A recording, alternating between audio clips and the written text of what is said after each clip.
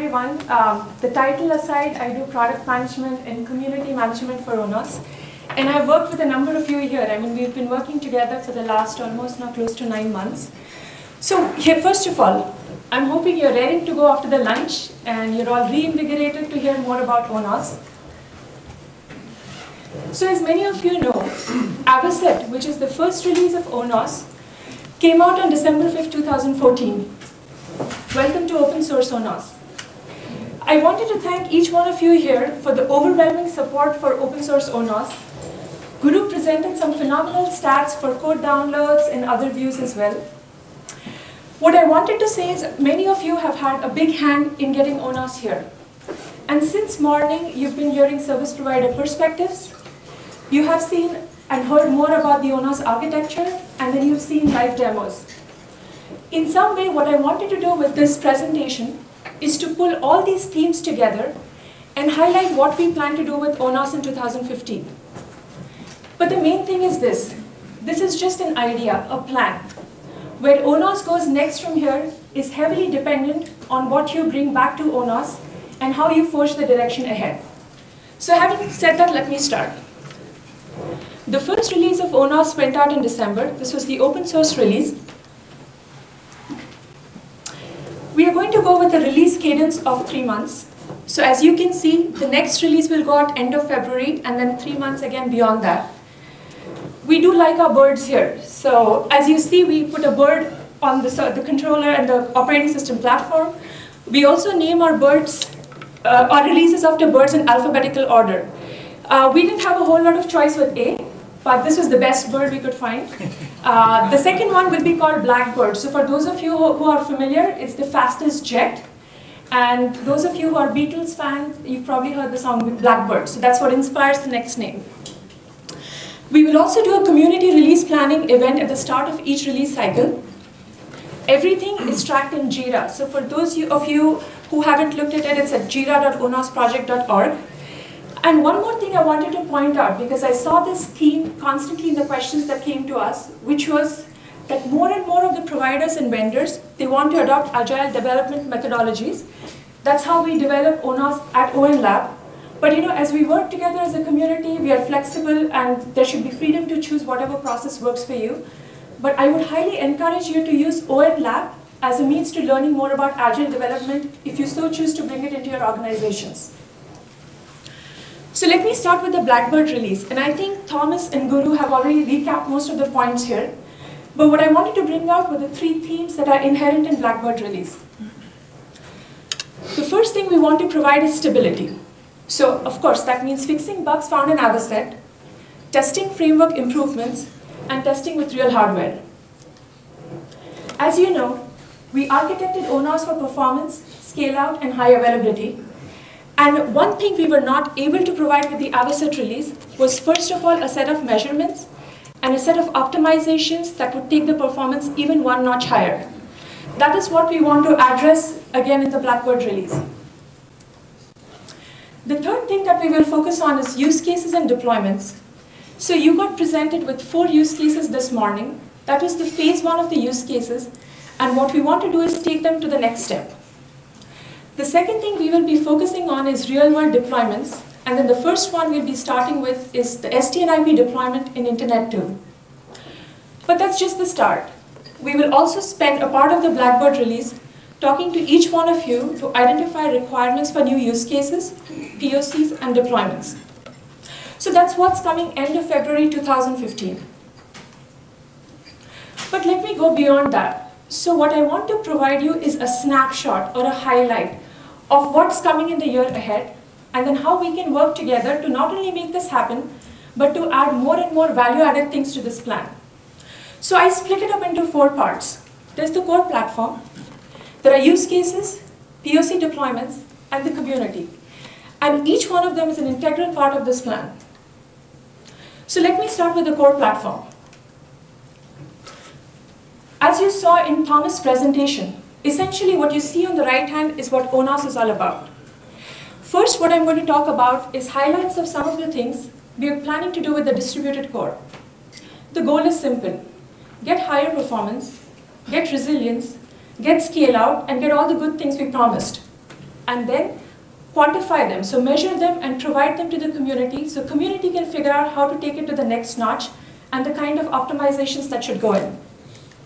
So that's the part I'm going to talk about. That's the one that's highlighted in blue.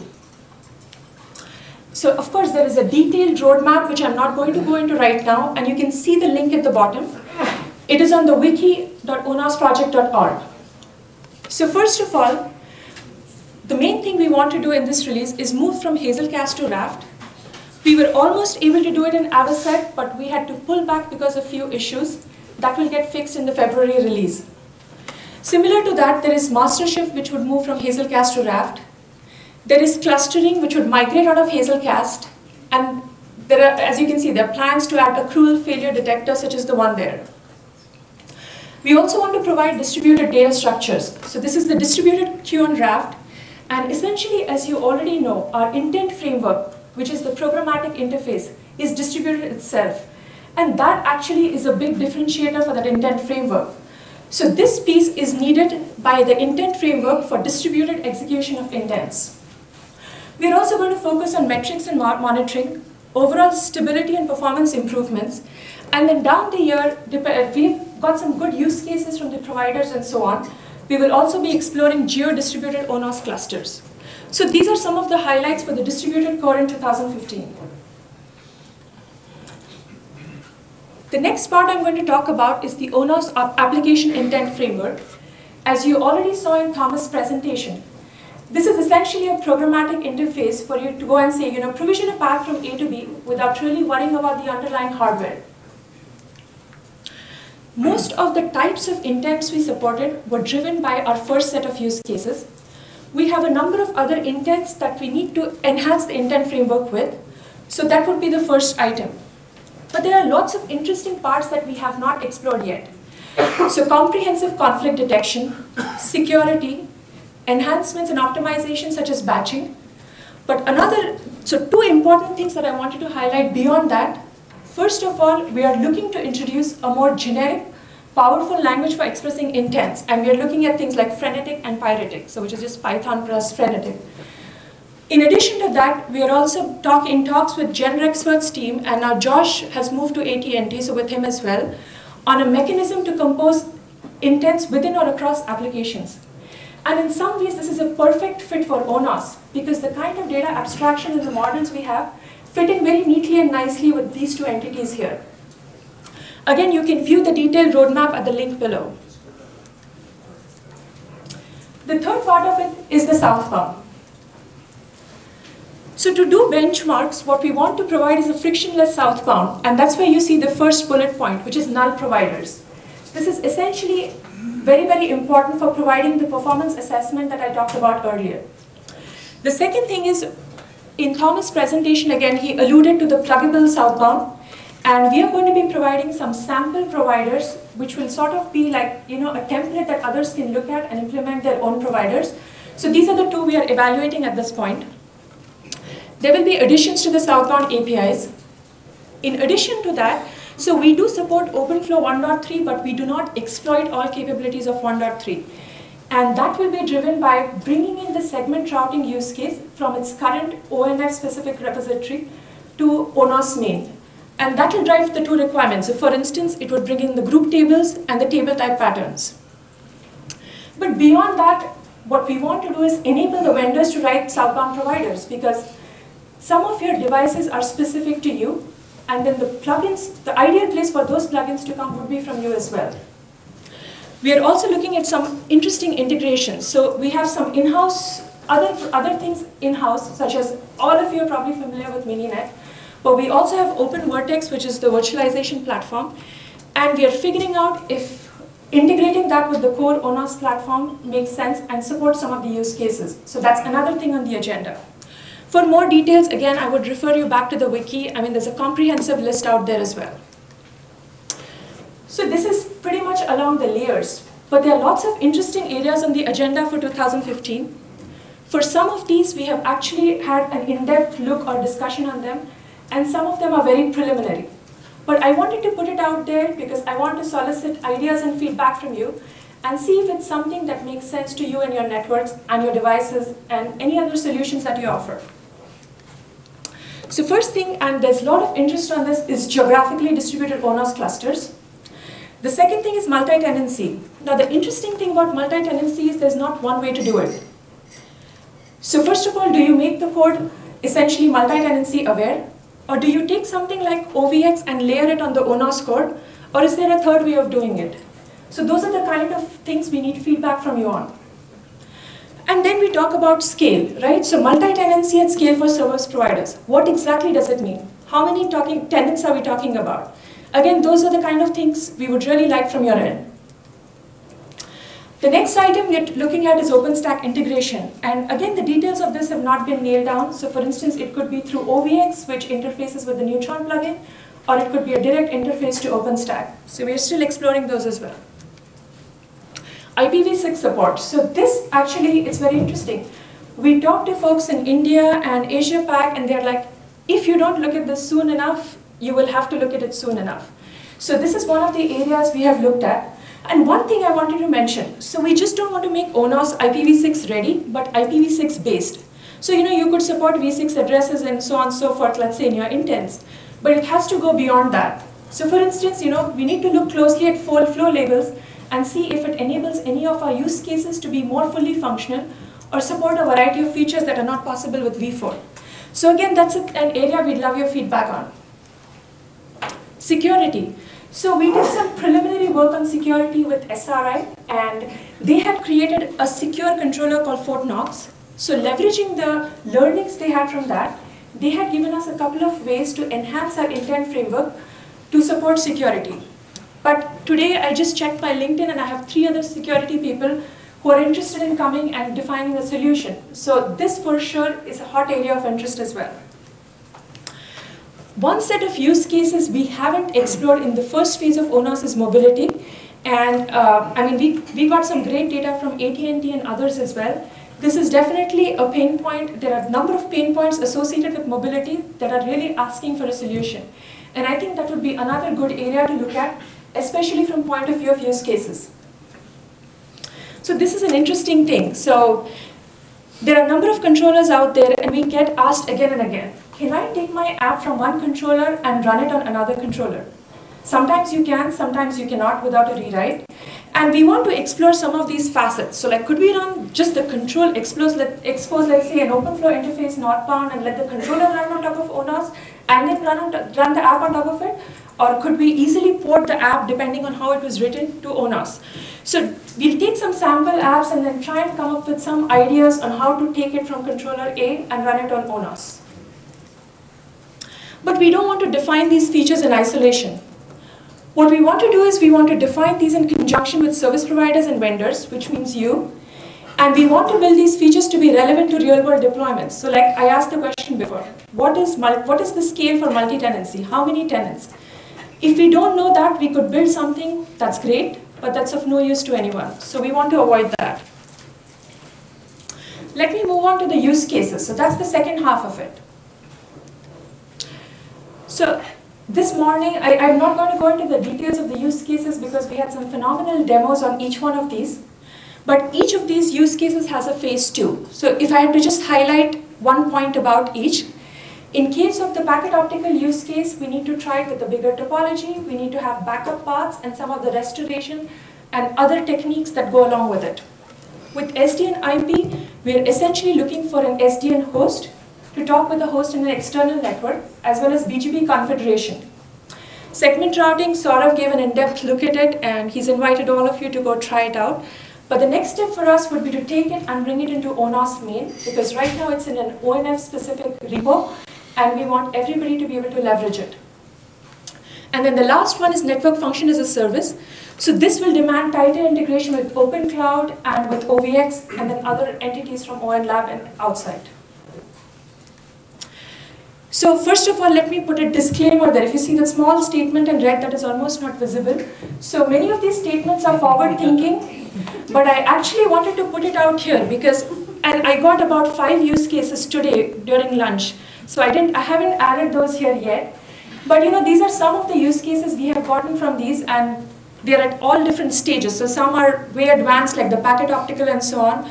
but some are just in exploratory phase. And I mean, I'm getting all sorts of interesting use cases, like DirecTV sent us a few, getting from all the vendors and partners. So they will hopefully show up here soon enough. But there is a whole set from AT&T. I won't go through it. You can read it after the presentation.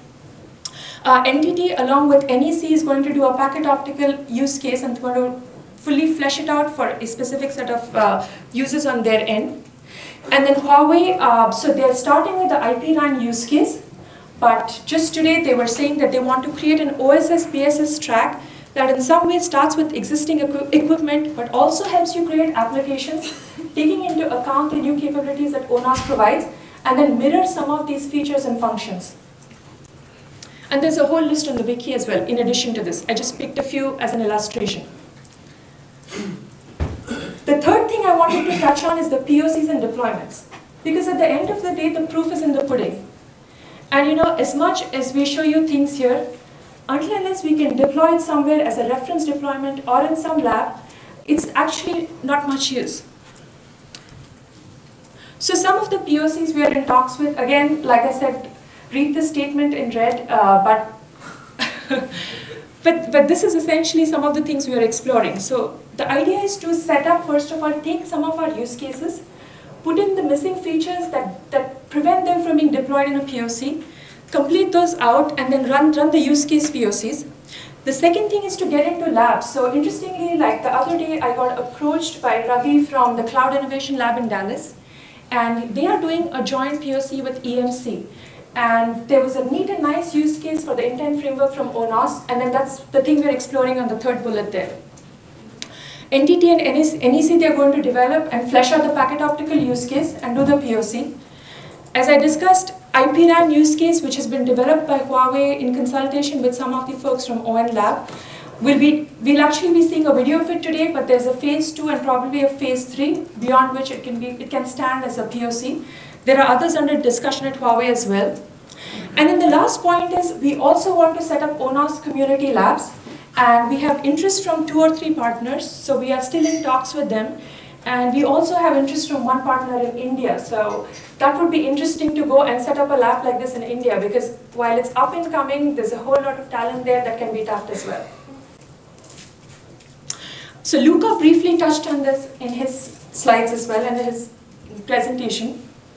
So this is the deployment. We actually needed to harden out SDN IP, and now that we've done it, we will be taking it to Internet 2 and then doing a deployment with it.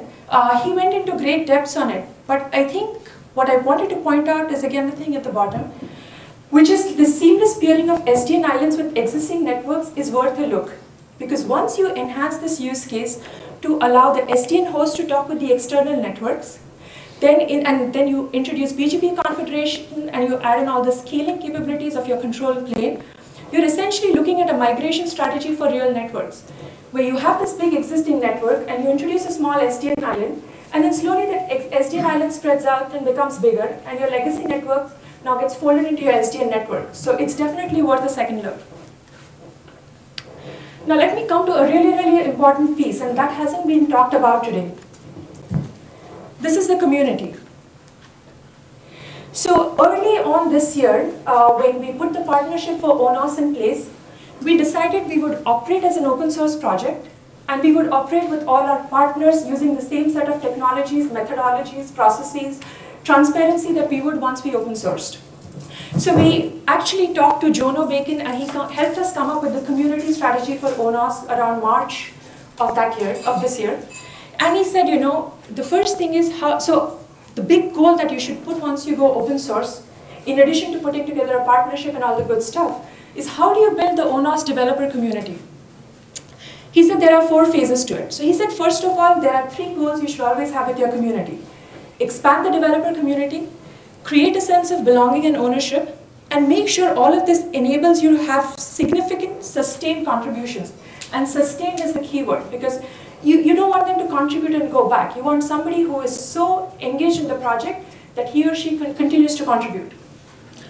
So he gave us all of this, and this is great, and he identified the on-ramp. Now we have to figure out how do we do this, right? How do we make this happen? I think the first keyword is transparency. And you will hear more about it as Bill talks about the governance and how we plan to structure things. So I won't go into it in details. I think the second really important thing is good code, good architecture, good documentation. A developer should look at the code or should look at the architecture and go, wow, and say, here is something I want to build up because I like it. The other thing, and I have to really give a shout out to all the engineers at ON Lab and at Partners. They stayed up all night. They were tagging the release till 4. We released in the morning. They did a webinar, and then they were up all over throughout the weekend answering developer questions. And they're still doing that, probably sitting here. So new developer questions answered right away. And hopefully this doesn't change even later on, because then the community itself can respond to those questions. Make sure they stay engaged. So hackathons, meetups, engage with other project community managers. We have had some significant interest from meetup groups and then from some of the partners, providers, and vendors who want to host hackathons. So if you have any ideas, feel free to bring them along. So this is, don't throw marketing stuff at developers. I get reminded of this every day at ON Lab, and I also pull it out from my own past life as an engineer. Let them deal with the code. That's what they love. So encourage and celebrate contributions. And solicit feedback on a regular basis to know what's going on well, but more importantly, what isn't. So here is a tweet, and the fine print just says tweet reproduced with permission of Stephen Noble. And he was up last night, and I pinged and I said, can I use your tweet? He said, sure. By the way, I'm downloading ONOS code, and I'm going to give it a spin right now. I said, wow. So anyway, that's what the tweet says, that if we do all of these things right, we'll get more feedback like that. So he says the wait was worth it with #SD and ONOS, and then back to us. They took the time to polish the product and get the documentation, etc. out. So we cannot fail on these counts. We have to put good things out there. We have to get the developer community engaged. And that's what is really going to take ONOS forward. So that is one aspect of the community. The second thing that we haven't done so far, but we consciously want to do in 2015, is influencing standards and working with other open source projects. So here are some of the ones we identified. So we have talked to some of the folks from each of these entities. So ONF, OPNFV, OpenStack, and then any other open source projects. So some of the things we are starting to talk with ONF are regarding the northbound, which is like bring in our expertise and our learnings from Intent Framework. And on the southbound, try to influence OpenFlow, OVS, and so on. So we are really excited about the OPNFV effort, and in some sense, we have some really cool ideas to bring to that effort as well. We'll do our best to share our ideas about network functions as a service and reference deployments with them as well. We are looking to engage more closely with OpenStack, with network virtualization, Neutron APIs, and then potentially again with the northbound APIs and so on. And there are tons of other projects out there. So you tell us how you want us to engage. You tell us how ONOS can bring value to these, and we're all for it. So that will be one of the themes of 2015 as well. So all this is well and good, right? But at the end of 2015, we should really take a pause and then see how far along we've come, what we did well, and a candid assessment of what did not go well. So I wanted to put together a set of success metrics on which we will measure ourselves at the end of 2015. First of all, we are signing up to an aggressive schedule of delivering releases, which is 4 releases a year. But we want to deliver these with quality, in a timely manner, and in a way that brings value to the community. We want to make sure that we are able to garner the service provider sponsorship, participation, and support, not only in terms of funding, which we really need, but also in terms of taking what we've produced and then working with vendors to build stuff that can go back into their POCs and real labs. And also with vendors, because vendors like today have provided a lot of the engineering resources to make some of these things happen. So funding and bringing use cases and using the solutions are important things this community should bring. And if we succeed on that, we'll know that we succeeded well here. The other thing I wanted to point out is we want to make sure that open source ONOS operates with openness, transparency, and meritocracy. Because if we are able to do that, the community will come along and support and contribute to ONOS. Most important of all, we need buy-in. So we want to make sure that we put out something there that is so compelling that the industry and the end users buy in, and they adopt ONOS in trials, in deployments, and in POCs. So all of this is a long list, and there is more in the wiki, which I just shortened for the sake of time. But we believe all of this and more is possible. because we hope to have each one of you on board, and a subset of you have already been on board, and look what we did on 5th. And there is so much more we can do once all of us join hands. So with that, I wanted to conclude and say exciting times ahead. Welcome to the project, and we hope you stay on. Thank you.